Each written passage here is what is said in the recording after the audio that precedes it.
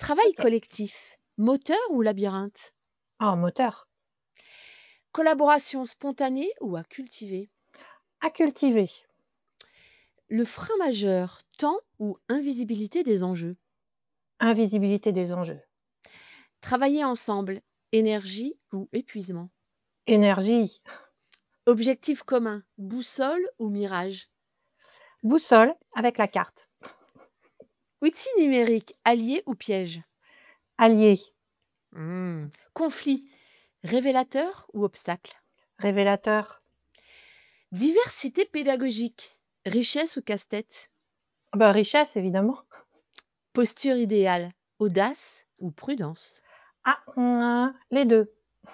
OK. Et évaluer le collectif, utile ou illusoire? Utile. Bon, on va parler travail collectif. En salle des profs, on entend souvent que pour bien travailler ensemble, il faut avant tout bien s'entendre entre collègues. Cette idée est largement répandue et parfois même considérée comme une condition sine qua non de la collaboration. Pourtant, est-ce vraiment cette bonne entente qui fait la qualité du travail collectif? Aujourd'hui, avec Sylvie Gros, nous allons explorer comment il est possible et même nécessaire d'apprendre à travailler ensemble au-delà de cette simple question d'affinité personnelle. L'objectif pour nous sera de déconstruire cette croyance et de mieux comprendre ce qui permet réellement de construire une collaboration professionnelle efficace et durable. Bienvenue Sylvie. Bonjour, bienvenue. Alors, dans votre parcours d'enseignante et de formatrice, est-ce que vous auriez un moment où vous avez dû travailler avec des collègues avec qui vous n'aviez pas forcément une bonne entente, d'atomes crochus au départ, et qui finalement a abouti à un travail collaboratif de qualité? Oh, mais j'en ai plein. Ah, mais j'adore! Alors, celui qui m'a peut-être le plus marqué, c'est, après un passage où j'ai été formatrice à l'IUFM, je suis revenue dans un établissement, dans un lycée, un gros lycée, un lycée hôtelier, 1 500 élèves, donc beaucoup, enfin hôtelier et général, beaucoup d'enseignants, beaucoup de collègues, une équipe, voilà. Et à la fin de la première année, j'ai fait beaucoup de surveillance de bac et je me suis mise à rédiger pendant ce temps-là, heu, qu'est-ce que ce serait qu'une seconde générale idéale? Voilà. Et donc j'ai écrit tout ce qui me passait par la tête, et une fois que j'ai fait ça, je me suis dit: «Mais qu'est-ce que j'en fais?» Bah, je l'ai envoyé à toute l'équipe de l'établissement et finalement, bah, j'ai eu des réponses et donc ce sont des collègues que je ne connaissais pas, qui ont accroché avec, cet enjeu, cet idéal, cette envie et on a mené une équipe qui a duré plusieurs années, et on a appris à se connaître mais qu'après, quoi. Après, j'en ai plein d'autres parce que comme j'ai beaucoup fait de formation, quand on arrive sur un lieu de formation, les équipes, on les connaît pas et on doit faire équipe avec eux. Donc c'est tout l'enjeu pour réussir à former les gens, de réussir à faire un collectif qui puisse travailler ensemble. Mmh. Je note dans vos 2 anecdotes, l'audace en fait, le truc de d'oser un premier pas, et je trouve que voilà, partir de ça, c'est pas mal. Ouais, mais c'est pour ça que je disais qu'il faut audace et puis en même temps, bah, avoir quand même un certain nombre de précautions parce que l'audace, elle pourrait se transformer en, «j'impose aux autres une idée, une envie» et cetera. Là, je pense que ce qui a fonctionné, c'est que j'avais pas idée que ça allait pouvoir se mettre en place. C'était juste, une utopie, un rêve, que j'avais envie de partager et en définitive, ce que j'ai partagé avec les autres, ça a été les valeurs qui me portent. Mmh, et on va voir tout au long de notre entretien justement ce qui peut faire, le terreau, les balises, les piliers, d'une collaboration, efficiente. Hem, J'aimerais bien qu'on parte un peu des représentations. Je vous ai dit j'ai partagé en introduction, cette idée un peu courante, en tout cas qu'on entend souvent, que pour travailler ensemble, il faut bien s'entendre. Est-ce qu'il y aurait d'autres représentations, idées reçues, que les enseignants ont sur le travail collectif? La première chose que j'entends quand, les collègues me disent: «Nous, on n'arrive pas à travailler en équipe», c'est le temps que ça prend OK. et pourtant, on sait tous quand on est enseignant qu'il faut apprendre à perdre du temps pour en gagner après. Mmh, c'est vrai. Donc on l'applique à nos classes, on l'applique à nos élèves, mais pas forcément à notre propre travail et à nos à nos collègues, et puis, le deuxième grand frein, je ne sais pas d'ailleurs quel est le premier par rapport à ces 2 freins, c'est le fait d'avoir peur d'être jugé. Ah oui, On a OK. systématiquement l'idée que si on travaille avec les autres vont voir notre travail et du coup vont voilà, le juger, l'évaluer et ça, c'est quelque chose qui freine à la fois le travail d'équipe, mais l'ouverture des portes des classes, accepter que l'autre rentre dans ma classe, voit comment je travaille, quoi. En fin de compte, le travail enseignant, c'est un travail très intime, on va pouvoir dire, et on laisse pas forcément les autres, avoir accès finalement au vrai travail que l'on fait. OK, le temps que ça prend, la peur d'être jugé. Alors peut-être un troisième aspect aussi, c'est de se dire que mais ça rejoint le premier qu'on évoquait tout à l'heure, c'est de se dire que si on voit pas les choses de la même manière qu'un collègue, ce sera impossible de travailler ensemble. Donc plus que l'entente, c'est de se dire: «Mais si on n'a pas les mêmes méthodes, les mêmes pratiques, on n'y arrivera pas». J'ai une anecdote par rapport à ça, c'est, justement dans ce même lycée, j'avais une collègue qui me dit un jour: «Mais moi, je t'aurais eu comme prof quand j'étais élève, je t'aurais détesté». Et pourquoi? Parce que, moi j'avais tendance à, mettre les élèves dans des recherches et les laisser expérimenter, construire le sens avant de les mettre sur, un travail plus technique. Alors que pour elle, c'était justement le fait de sécuriser les élèves en travaillant les techniques qui leur permettait après de mieux comprendre le sens. Donc 2 visions un petit peu, pas opposées mais, contradictoires, j'allais dire, de l'enseignement des mathématiques. Et donc on a fait un pari fou, c'est qu'on a pris, en commun toutes les deux classes de seconde technologique. On se les est partagées, on a demandé à voir nos heures en barrette, les classes, les salles côte à côte en demandant 3 salles. On a fait 3 groupes de niveau en début d'année, parce que ces secondes-là, elles sont un peu particulières. Il y a des élèves qui sont très, très hétérogènes, entre ceux qui ont très bon niveau scolaire et qui ont choisi cette orientation-là, puis d'autres qui sont un peu là par défaut. Enfin, on a tous les profils.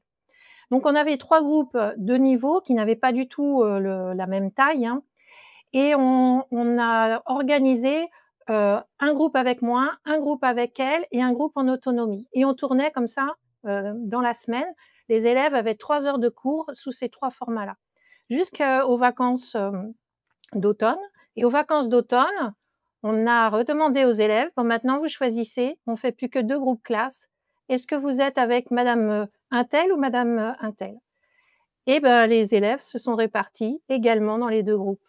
Et nous, ça nous a permis de comprendre à la fois que, bah, les élèves, ils apprennent différemment et donc certaines, méthodes correspondaient mieux à certains qu'à d'autres.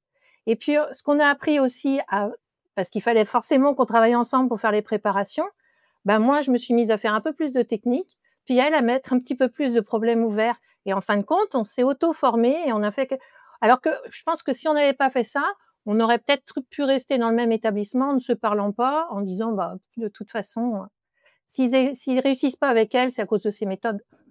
Oui, c'est ça.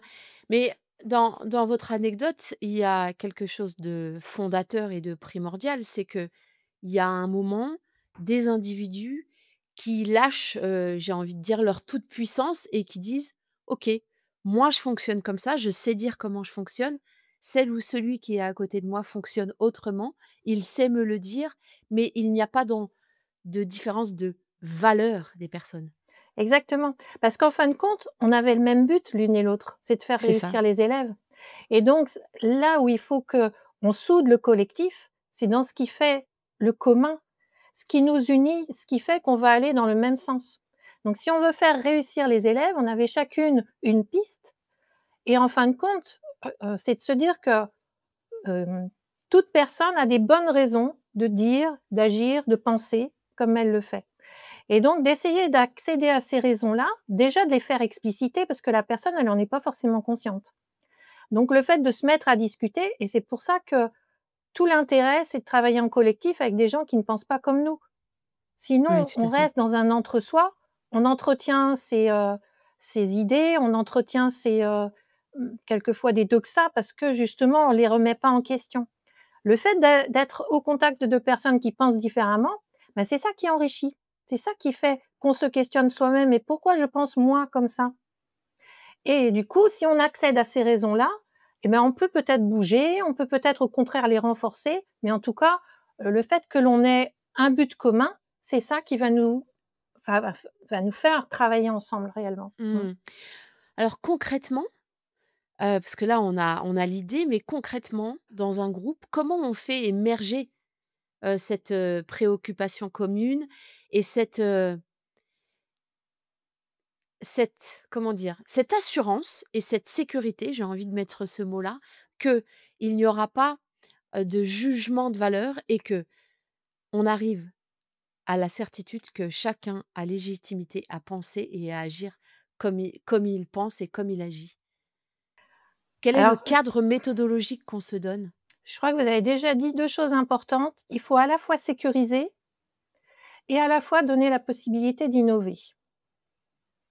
Donc il faut que le cadre soit suffisamment, sécurisant. Alors ça passe par pas mal d'outils, hein, à la fois de gestion de groupe, de communication, mais alors on pourrait rentrer dans le détail, je ne sais pas si on le fait maintenant, mais voilà, des outils qui permettent que tout le monde se sente en sécurité. Et une fois qu'on est en sécurité, on peut être capable d'innover, se dire: «Et si?» Et pour ça, il faut qu'il y ait un besoin qui émerge. Alors ce besoin, ça peut être un problème à résoudre. On le voit en particulier, dans des établissements, comme on dit en zone sensible, hein, dans les REP, quand, on a d'épuisement parce qu'il y a des cas qui sont récurrents, qui reviennent, de la violence, du harcèlement, enfin, que sais-je? Voilà. Il y a un problème, on sait qu'on n'arrive pas à le résoudre individuellement et il faut qu'on fasse du collectif pour pouvoir, aborder cette question-là. Mais pour d'autres, ça peut être aussi, alors ça me fait penser à une collègue justement qui a dit ça dans une réunion il y a peu de temps, en disant: «Mais finalement ce dont j'avais besoin moi, c'est de sortir de mes routines». Voilà, parce que je m'encroute comme elle disait. J'ai besoin de ça pour changer, pour évoluer, pour me redonner du dynamisme, pour me redonner envie de faire avec les élèves. Voilà. Un autre aspect, ça peut être un projet, tout simplement. Donc ce projet, à partir du moment où il est un petit peu ambitieux, on peut pas le mener seul, il faut le mener à plusieurs pour qu'il ait du sens pour les élèves, enfin en tout cas, voilà. Et puis un dernier peut-être moteur, c'est justement, l'enjeu d'apprentissage pour les élèves. Parce qu'en fin de compte, il y a plein de recherches qui le prouvent, si les enseignants travaillent en équipe, les élèves vont travailler en équipe. C'est-à-dire que c'est quelque chose qui irrigue le climat de l'établissement. C'est quelque chose qui va, amener les élèves à comprendre justement que si les profs sont si bien dans ce collectif, peut-être qu'eux, ils peuvent retrouver la même chose dans leur collectif aussi. Et puis le fait aussi que, les outils qu'on travaille dans l'équipe de profs, ce sont exactement les mêmes qu'on peut mettre au travail dans son groupe classe, quoi. Là, ce que vous venez d'évoquer finalement, c'est que pour se mettre au travail ensemble, il faut un déclencheur. Ça, c'est les déclencheurs, vous en avez, cité, au moins 3. Donc il nous faut un déclencheur et ensuite, il nous faut un cadre et dans lequel on se met en sécurité et là, je veux bien qu'on rentre dans le détail de ce qu'est ce cadre, comment il se met en place. Alors, on dans le cadrage auquel je pense, on est plutôt dans une organisation qu'on appelle holacratique. OK, C'est-à-dire que, le collectif se crée parce qu'il y a une raison d'être. OK. Donc cette raison d'être, il faut qu'elle soit formalisée, clairement. Voilà. Une fois que cette raison d'être, elle est posée, on s'aperçoit que, pour, répondre à ce besoin, ce projet et cetera, il y a besoin d'un certain nombre de rôles, de cellules, de fonctions et cetera. Donc il s'agit de les lister et une fois qu'on les a listés, se dire: «Bah, pour que ça fonctionne, ça veut dire que chaque petite cellule va avoir sa propre raison d'être». Et chaque petite cellule, avec sa raison d'être, on va se dire, ben voilà, il y a quel rôle à assumer pour que ça fonctionne. Et donc, on va penser l'organisation de l'équipe, non pas en termes de personnes, mais en termes de rôles. Parce que ce qui va être important, c'est que les rôles ne soient pas toujours attribués à la même personne et que ce ne soit pas la même personne qui endosse tous les rôles. Ouais, ouais, ouais, tout à fait. Ça me fait penser à une technique, qu'on retrouve en holacratie, qui est, l'élection sans candidat où, Exactement. finalement, on liste les missions qu'il y a pour la réussite du projet et donc les individus se mettent au service du projet. C'est pas les personnes qui nourrissent, leur propre dynamique. Il y a un projet, il y a une nécessité et on se met au service d'eux et dans ces missions, eh bien, il faut, des compétences, des qualités que les uns ou les autres ont ou n'ont pas et on détermine qui pourrait remplir cette mission et moi je trouve ça incroyable ce changement Et oui, de parce que ça veut paradigme. dire que si, par exemple, pour un rôle, personne n'a la compétence voulue, on va pas contraindre qui que ce soit à prendre ce rôle-là. Donc c'est ça qui va sécuriser, c'est qu'on va ne pas nous demander des choses pour lesquelles on ne va pas, se sentir, compétent, où on va se sentir débordé, où ça va nous prendre trop de temps, où ça va donc si le rôle, déjà on va le prendre pour un temps déterminé, en se disant: «Ben, moi je veux bien faire ça sur cette année scolaire, mais juste cette année scolaire», on va plus facilement s'engager et c'est plus sécurisant que si on a l'impression qu'on s'engage sur quelque chose dont on va se sentir complètement, débordé, enfin que ça va nous épuiser et qu'on peut pas s'en sortir. En fin de compte, on s'engage plus facilement quand on sait qu'on peut se désengager parce qu'il y a quelqu'un d'autre qui va prendre le rôle et parce que le rôle est suffisamment, explicité pour que qui que ce soit, en lisant finalement les caractéristiques du rôle, sache exactement ce à quoi il va s'attendre. Mmh. Oui, donc là, on voit bien encore, hein, une fois, c'est que accepter de perdre du temps en début de projet, de poser tout ça, fera que les personnes pourront être autonomes et auront un cadre sécurisant dans lequel, collaborer. Exactement et alors j'ai une anecdote par rapport à ça parce que, heu, toujours dans ce lycée où j'avais les classes coopératives qui se mettaient en place, c'était un petit peu moi le leader à l'époque puisque j'avais lancé l'affaire. Mais j'avais en tête quand même tous ces aspects-là, du fait que, je voulais que tout le monde participe, et on avait des réunions régulières parce que ça, c'est aussi la nécessité pour qu'un collectif fonctionne, c'est des réunions régulières. Mais en même temps, il y a un obstacle aux réunions, c'est les réunions chronophages, enfin voilà, donc on pourra en reparler sur, qu'est-ce qui fait qu'une réunion fonctionne ou pas. Et donc, j'essayais de tout bien préparer, l'ordre du jour, le matériel, enfin je pensais à tout, tout, tout, j'ai tout été organisé et pratiquement à chaque fois, j'arrivais à la réunion, j'avais oublié mes affaires chez moi, j'avais oublié les photocopies dans la photocopieuse, enfin voilà, il y a toujours quelque chose qui dysfonctionnait. Qui faisait que finalement, eh bien, le collectif devait prendre en main tout ce que j'avais oublié, perdu. Et à la fac, donc j'ai repris des études en sciences de l'éducation avec des cours sur l'analyse du travail et on a fait un cours sur la technique de, l'instruction au sosie. C'est-à-dire que j'ai fait l'exercice avec la professeure, elle, jouait mon sosie en me disant: «Voilà, il y a une situation professionnelle qui te pose question, c'est moi qui vais te remplacer, donc il faut que tu m'expliques exactement tout ce que je dois faire pour que personne ne s'en rende compte». Donc évidemment, j'ai choisi ces réunions-là, mmh, et je lui ai tout expliqué et à la fin, j'ai pris conscience, mais pour vous dire, j'en suis encore émue et j'en ai pleuré sur le coup. On a analysé qu'en fin de compte, c'était des gestes inconscients pour justement que je ne sois pas considérée comme la leader.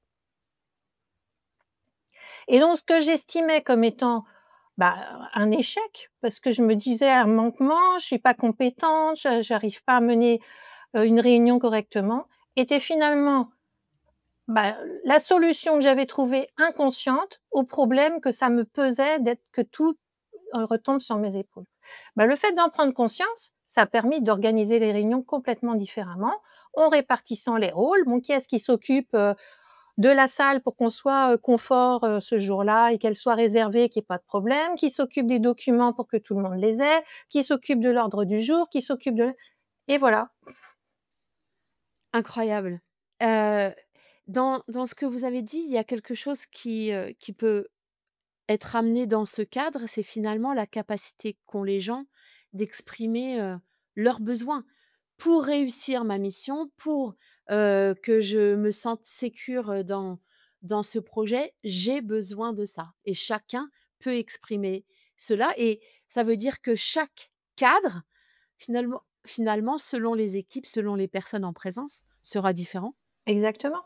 Et même une même personne avec un collectif différent n'aura pas les mêmes rôles, n'aura pas la même attitude, n'aura pas les mêmes compétences.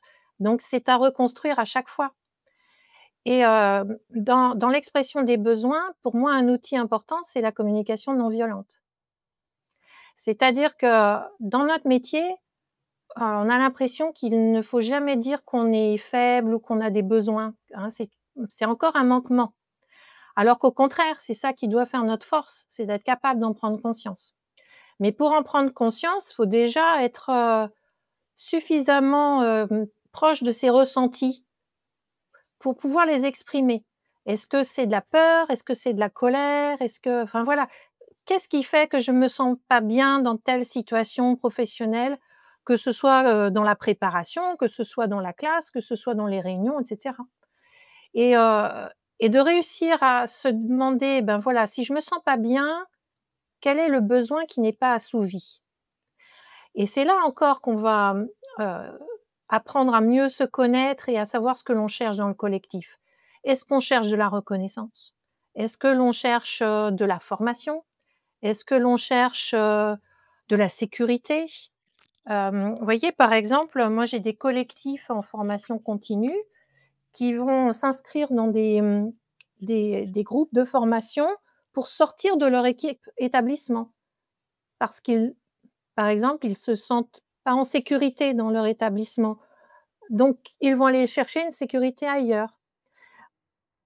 Mais cette personne-là peut très bien être dans une formation en même temps qu'une autre qui, elle, est très, très bien dans son établissement, mais envie de nouveautés, d'expérimenter des nouveaux trucs, qu'elle va rapporter après dans son équipe établissement.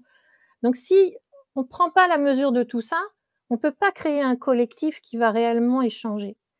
C'est pour ça qu'à chaque rencontre, il faut utiliser des outils de l'animation hein, pour avoir ces petits temps où on comprend le ressenti des autres, que ce soit, je sais pas, un c'est chouette par exemple, on commence la réunion, chacun dit aujourd'hui c'est chouette parce que chacun va dire d'une petite anecdote, mais ça c'est très révélateur entre celui qui va dire c'est chouette parce qu'aujourd'hui j'ai une formation, je vais découvrir plein de choses nouvelles, et puis l'autre qui va justement dire ah bah c'est chouette parce qu'aujourd'hui je suis pas dans mon établissement.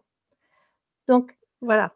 Et ça, c'est par ces outils d'animation qu'on arrive à les faire sortir avec des photolangages, des choses comme ça. Et là encore, on pourrait se dire on perd du temps, mais non, on en gagne.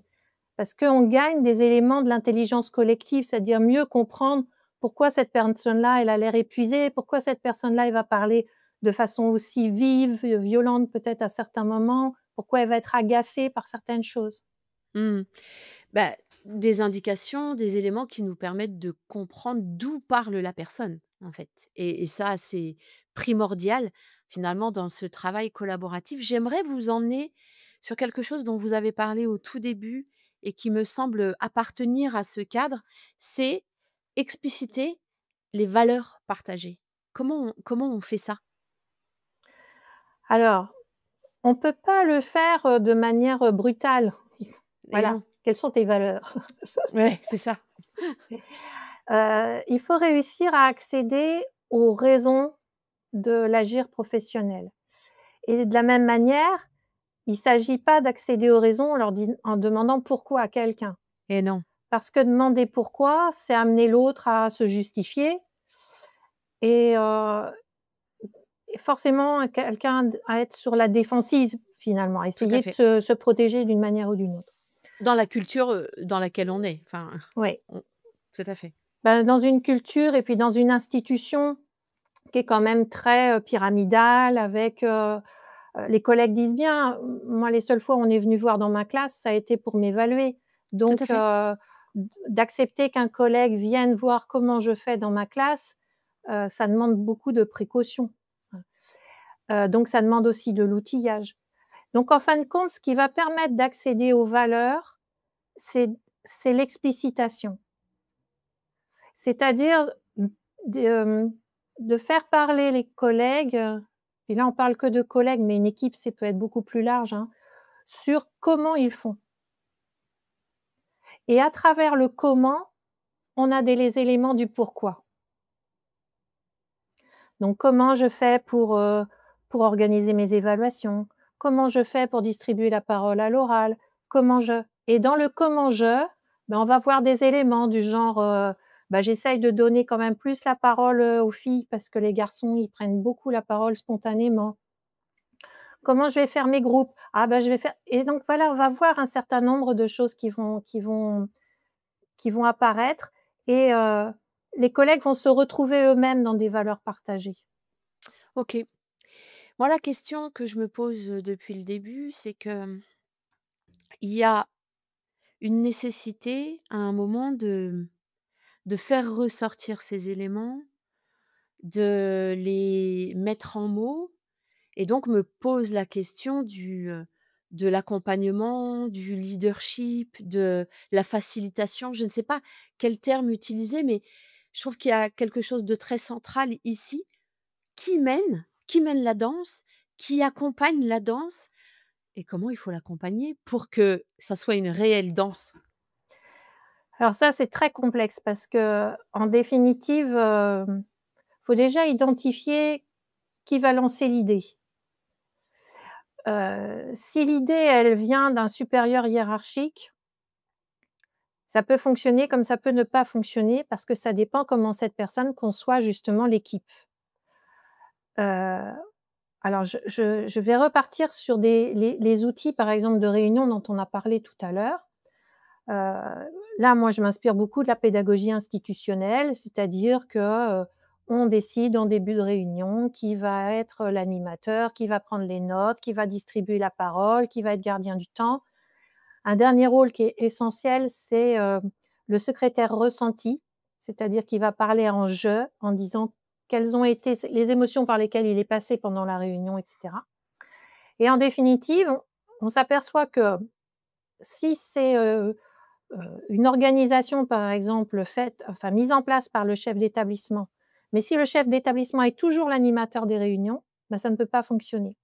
Alors moi, je l'ai vécu justement dans un établissement où ça fonctionnait comme ça au départ, avec un chef d'établissement qui faisait tourner les rôles et cetera et donc quand il y avait réunion, il était membre de l'équipe comme tous les autres et puis changement de chef d'établissement, arrive un nouveau chef d'établissement qui doit aussi trouver sa place et qui garde le fonctionnement des réunions comme elles étaient initialement, mais qui prend toujours la main pour être toujours celui qui anime, qui fait l'ordre du jour et cetera. Et ben voilà, ça change tout.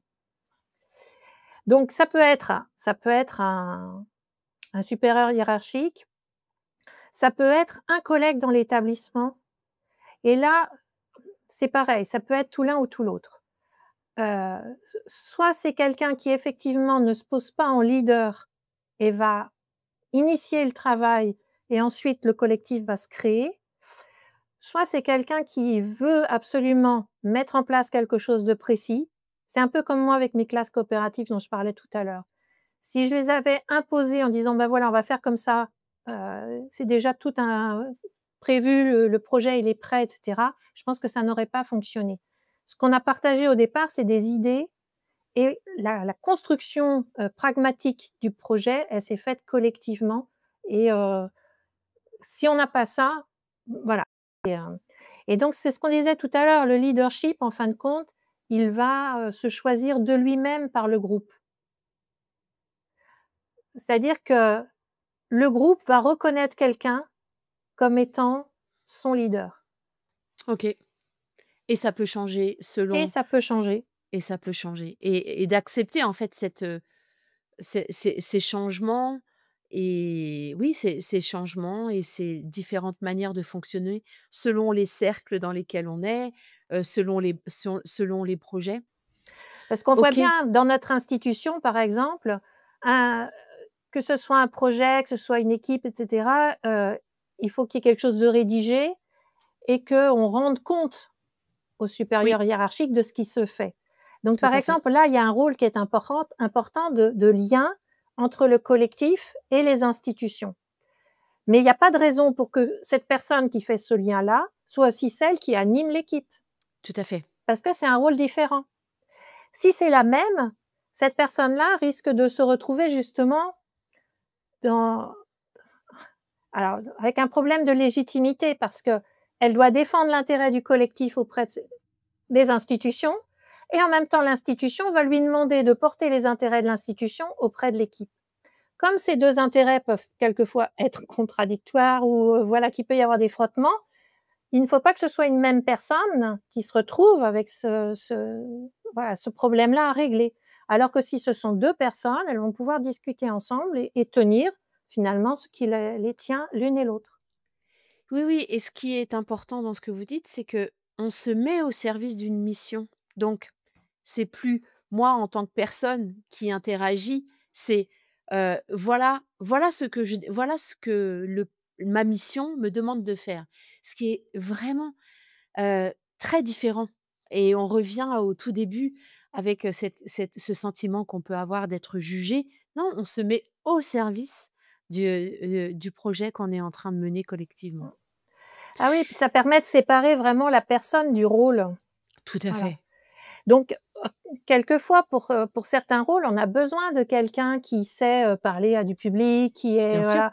Puis à d'autres moments, on n'a pas besoin de ça pour que le collectif fonctionne. Donc là aussi, ce sont des rôles différents. On peut avoir quelqu'un qui va être très communicant parce qu'il y a des rôles qui nécessitent cette communication, en particulier vers l'extérieur pour vendre le projet, pour faire en sorte qu'on récupère des financements, enfin voilà, des choses comme ça. Et ça correspond à des compétences, oui, spécifiques.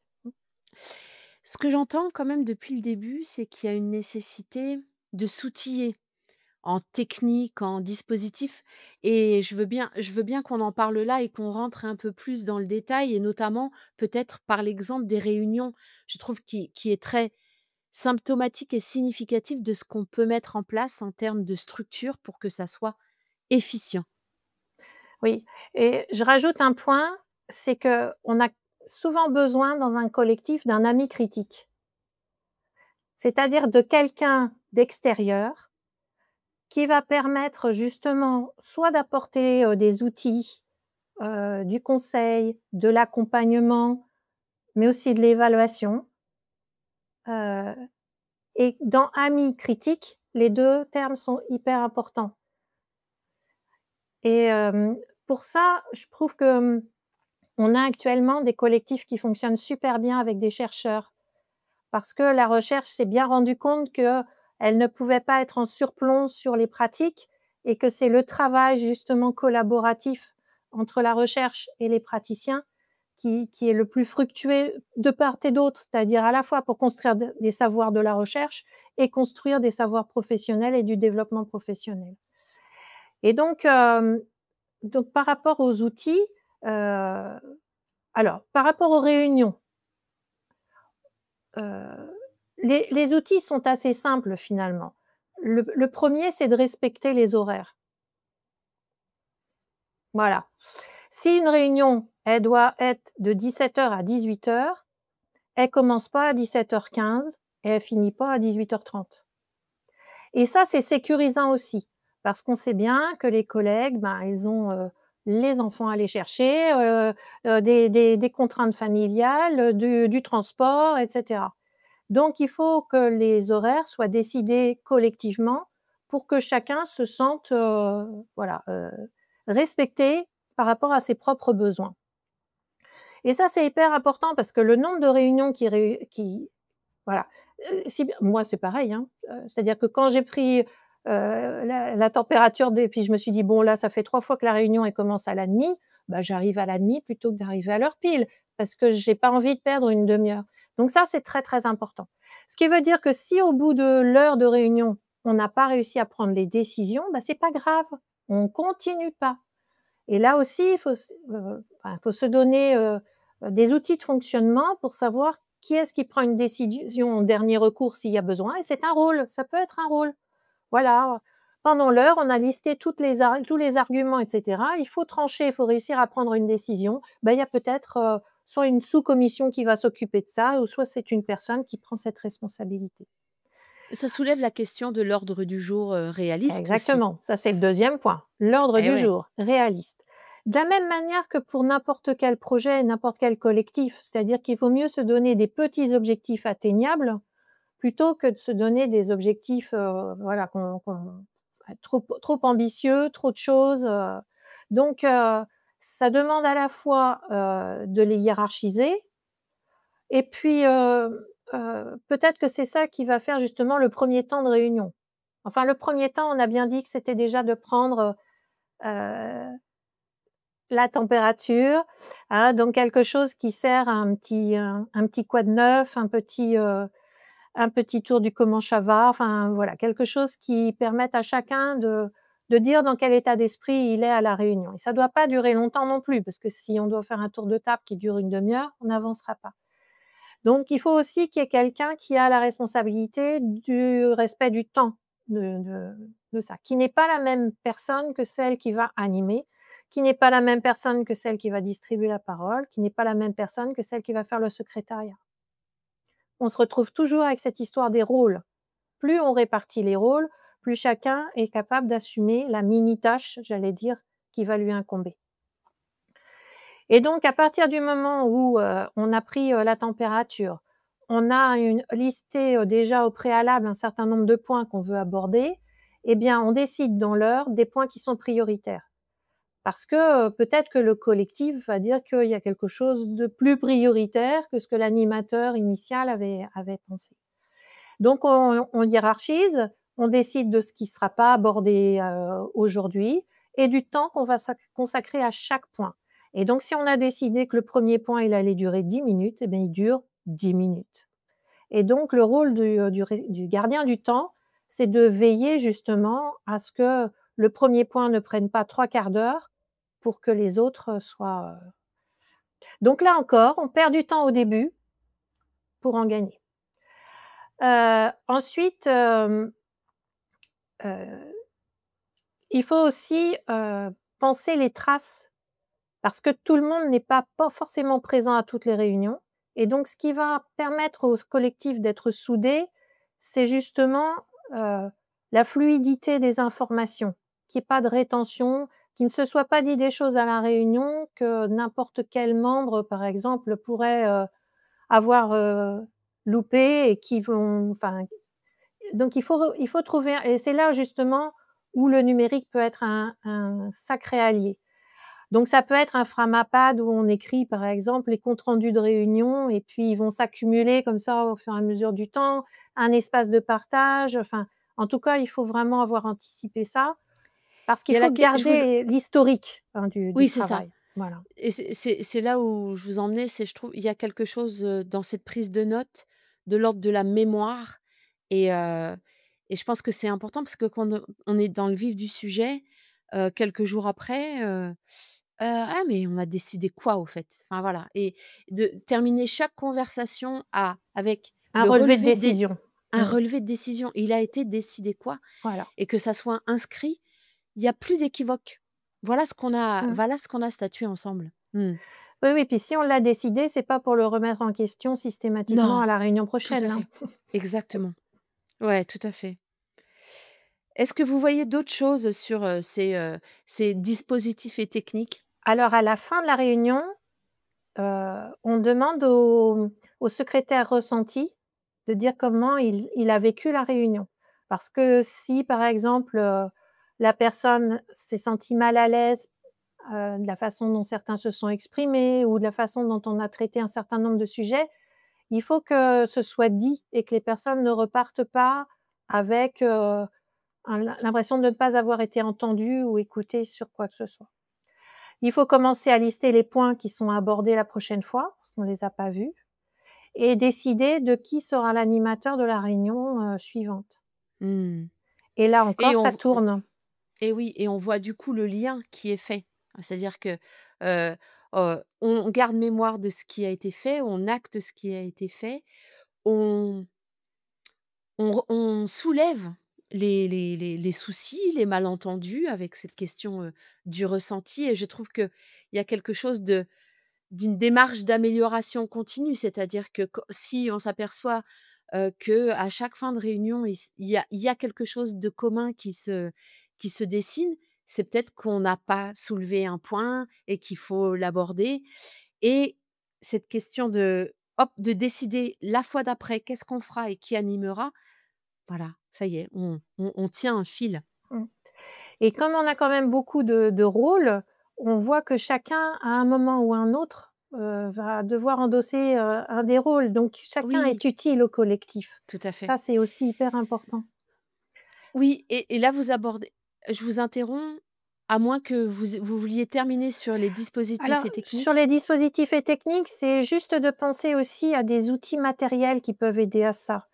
Tout à fait. C'est-à-dire, je sais pas, un sablier pour le temps de parole, heu, par exemple, de décider qu'une prise de parole ne doit pas dépasser 2 minutes. Ça Oui, paraît, anecdotique, mais on sait très bien que certaines personnes, une fois qu'elles ont la parole, la gardent.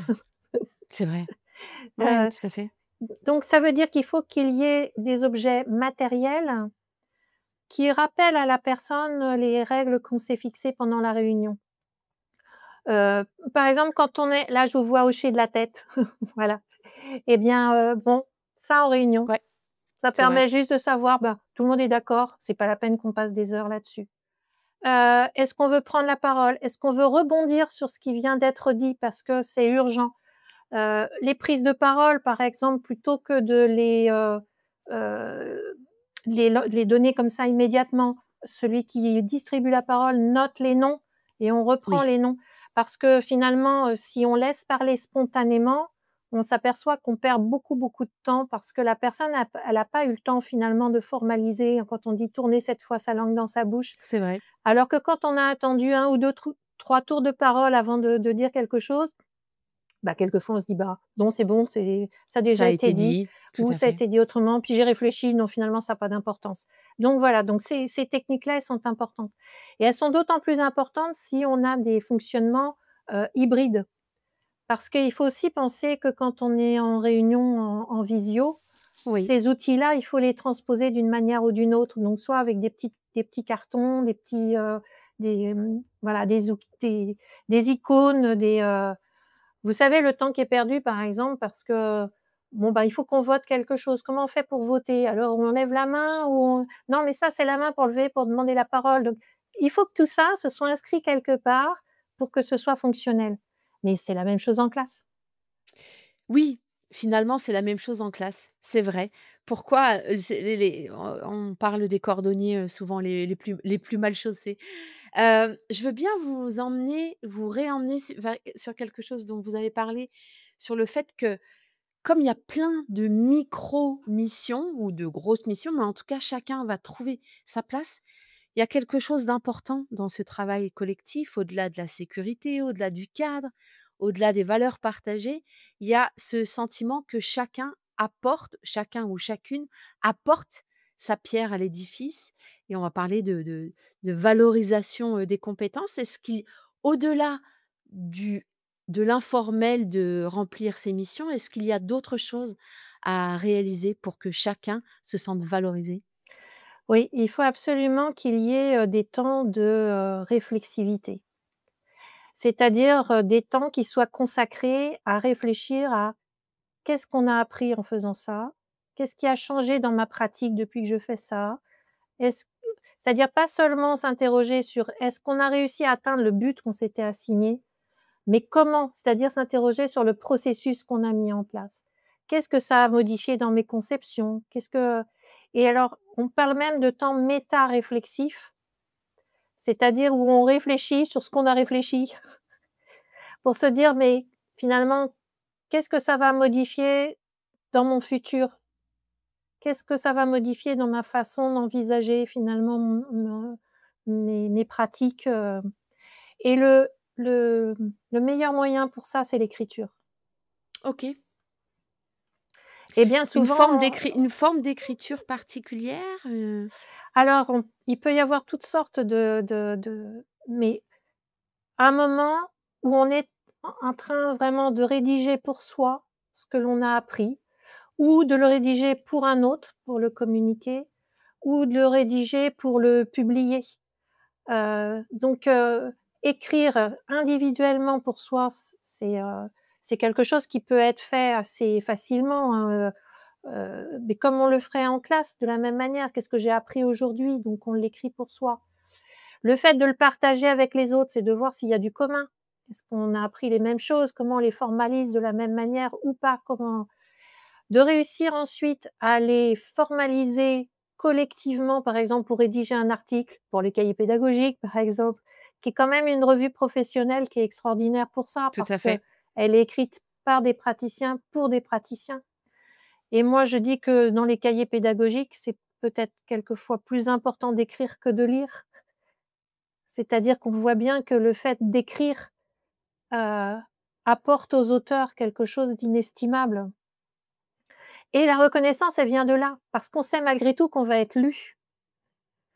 Et moi, quand je vois la fierté des collègues quand ils voient leur article qui est publié, heu, où je parlais d'amis critiques, par exemple, quand, moi, en tant que chercheuse, maintenant, j'accompagne un collectif et quand je dis: «Bon, bah, allez, on va aller présenter ça dans un colloque», Mmh.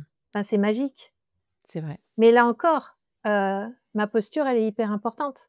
C'est-à-dire que si c'est moi qui fais la communication et que les collègues sont juste là pour, illustrer, j'allais dire, c'est pas du tout la même chose que si ce sont eux qui sont les porte-parole du travail de recherche et que c'est plutôt moi qui suis là pour juste illustrer.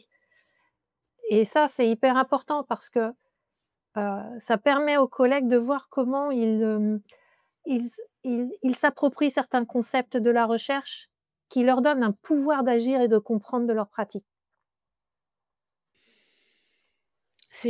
Merci de ce positif constructif, c'est-à-dire que c'est pas seulement quelque chose de l'ordre de l'utopie ou du monde de bisounours. Non, il y a quelque chose qui peut se construire donc je trouve que c'est il y a, voilà, il y a quelque chose de très positif qui Ouais, redonne du pouvoir d'agir.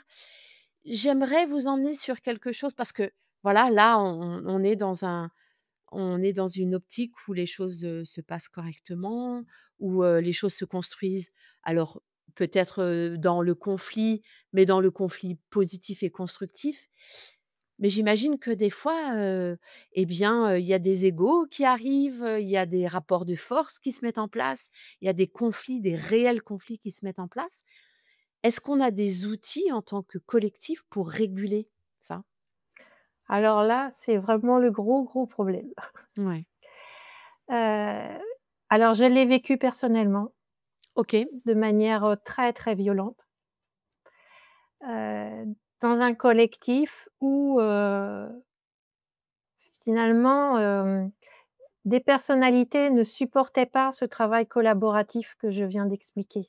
Parce que justement, ça leur faisait perdre, leur statut de leader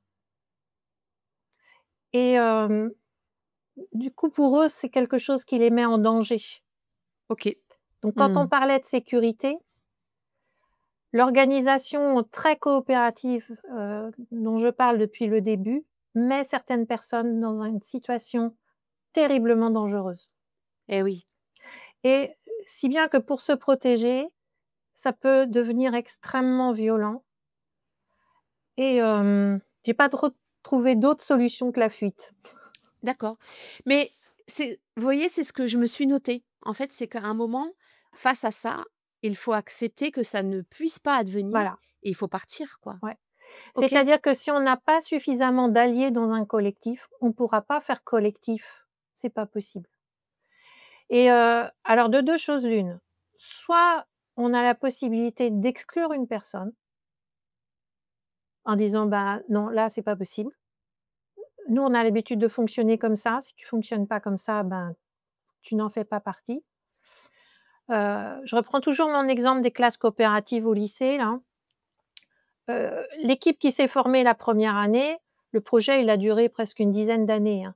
Donc tous les ans, il y avait des changements dans l'équipe, des collègues qui étaient mutés, des nouveaux collègues qui arrivaient, si bien que tous les ans, il fallait reconstruire le collectif et que les choses étaient déjà construites. Donc il fallait que la personne se mette un peu quand même dans le projet, et quelqu'un qui estimait que non, ça correspondait pas du tout, à ses envies, ses enjeux et cetera, faut pas chercher à l'intégrer de force, hein, c'est pas la peine.